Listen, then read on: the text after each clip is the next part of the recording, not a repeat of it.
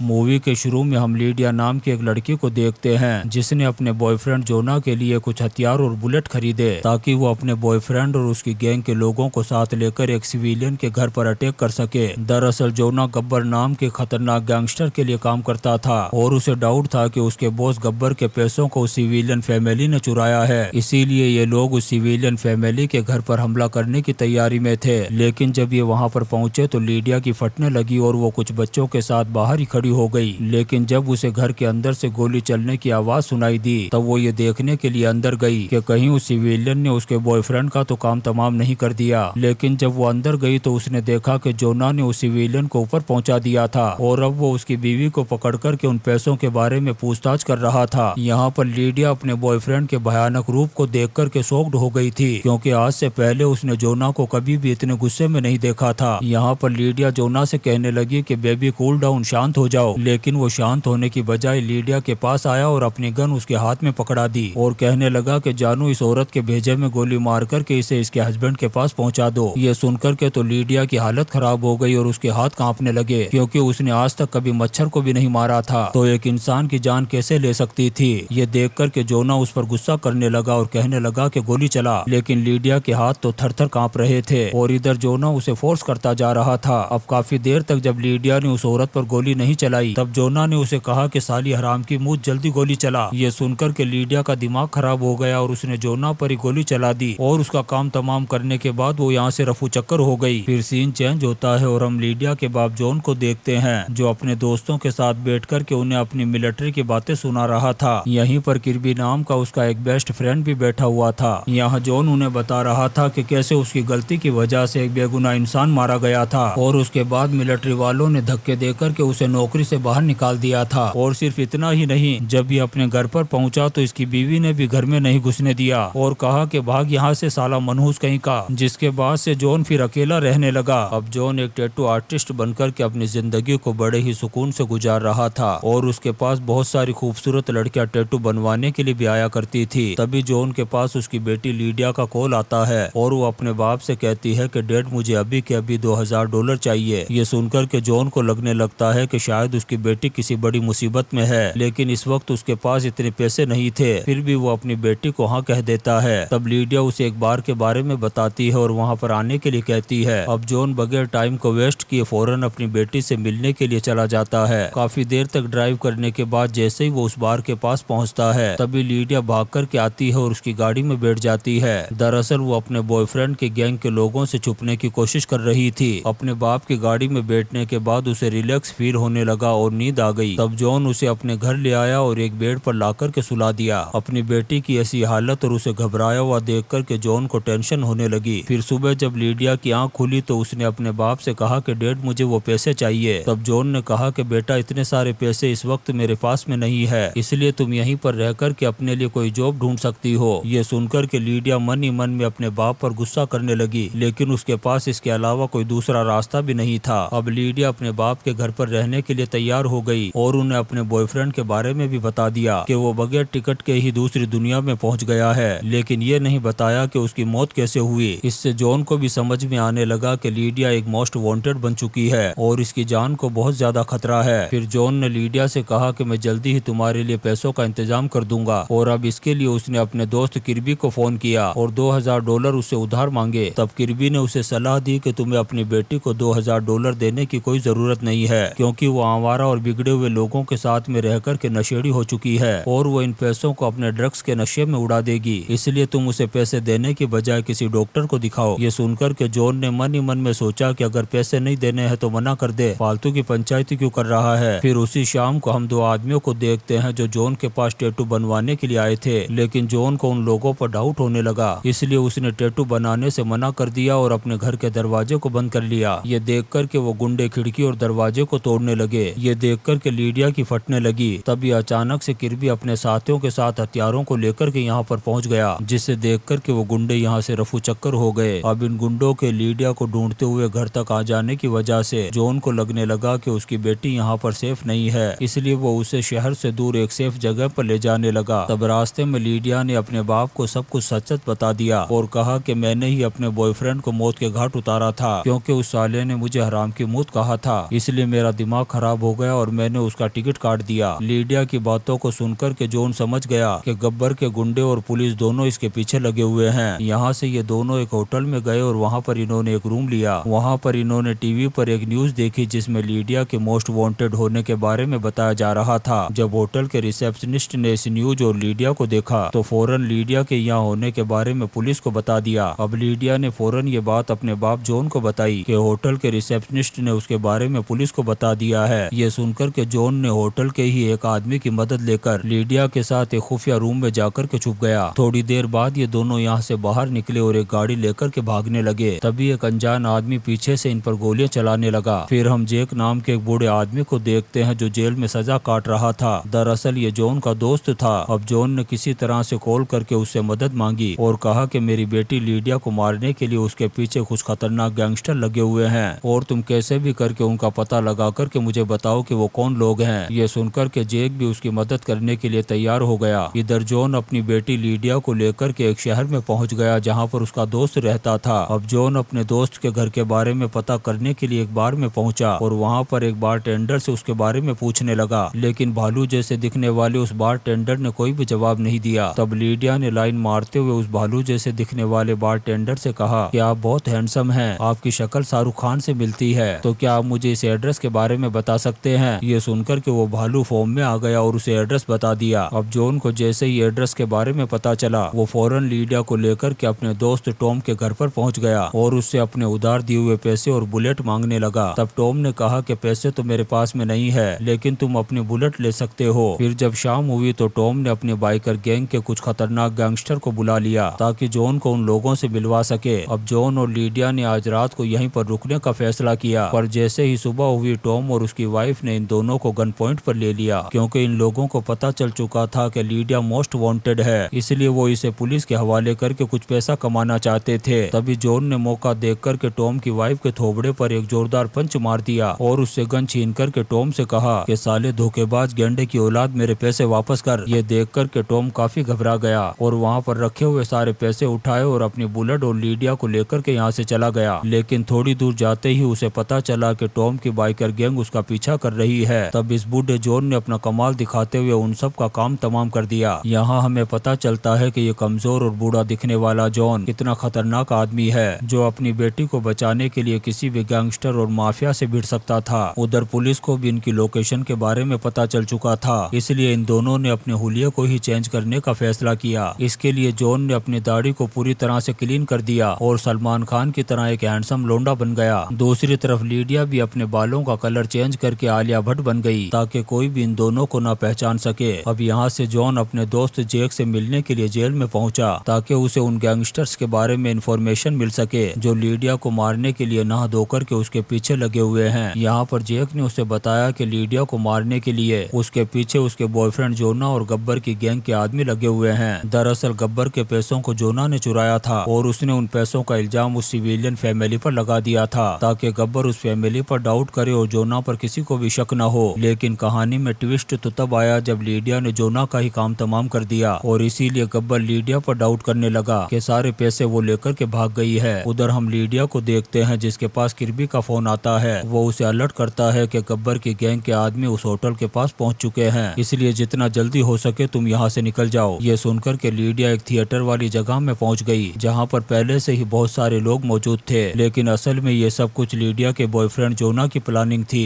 दरअसल उसकी उस दिन दूसरी दुनिया की गाड़ी छूट गई थी और ये साला उस दिन मरा ही नहीं था, लेकिन अब ये लीडिया से उस दिन का बदला लेने के लिए उसके सामने आ जाता है। लीडिया ने जैसे ही उसे देखा वो काफी घबरा गई और भूत भूत चिल्लाते हुए यहाँ से भागने लगी, लेकिन तभी जोना की गैंग के एक टकले ने उसे पकड़ लिया। उधर लीडिया का बाप जॉन जेल में जेक से मिलने के लिए गया हुआ था। अब वो वापस आते वक्त लीडिया को फोन लगाता है, लेकिन वो फोन को रिसीव नहीं कर रही थी और करती भी कैसे उसे तो उन भूतों ने पकड़ लिया था। फिर उसने किर्बी को कॉल लगाने की कोशिश की, तब उसे पता चला कि जोना ने उसकी बेटी को किडनैप कर लिया है और किर्बी को दूसरी दुनिया की गाड़ी में बैठा दिया है, यानी कि उसका काम तमाम कर दिया था। इन चीजों का पता चलते ही ये बूढ़ा जॉन बहुत ही खतरनाक गुस्से में आ गया और इसने जोना को भी उसकी पूरी गैंग के साथ दूसरी दुनिया की ट्रेन में बिठाने का फैसला किया। अब यहाँ से ये अपने बुलेट को लेकर के सीधा टॉम के झोंपड़े में पहुंचा और वहाँ से बहुत सारे ग्रेनेड को एक बोरे में भरने लगा। तभी अचानक से टॉम उसके सामने आ गया, लेकिन आज इस बूढ़े जॉन को किसी का बाप भी नहीं रोक सकता था, क्योंकि आज इसकी बेटी की जिंदगी का सवाल था।